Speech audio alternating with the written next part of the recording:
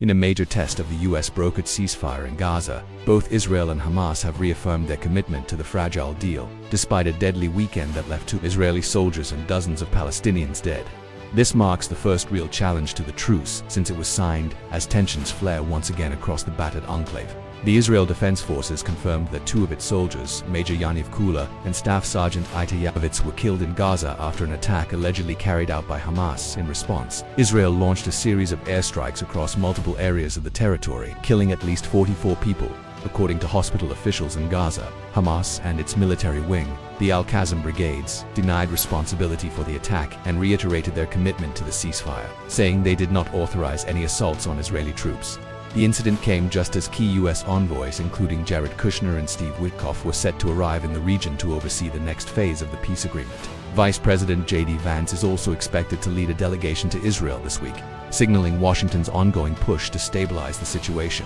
Despite Sunday's violence, both sides signaled a willingness to maintain the ceasefire. Israel resumed humanitarian aid deliveries into Gaza just hours after initially halting them, a move widely seen as an effort to keep the US-brokered truce alive.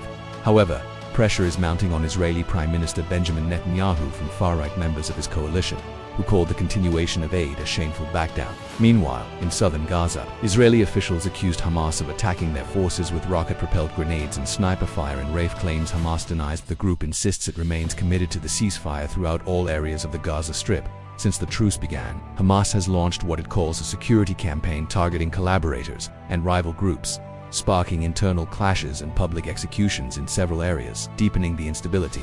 The ceasefire's next phase remains uncertain as Israel continues to demand the return of all hostage bodies.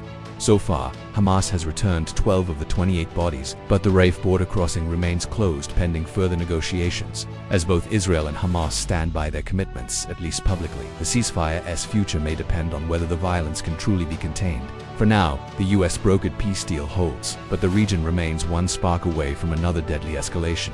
This is Planet Newsroom, bringing you the world's headlines with clarity and depth. Stay tuned for more updates.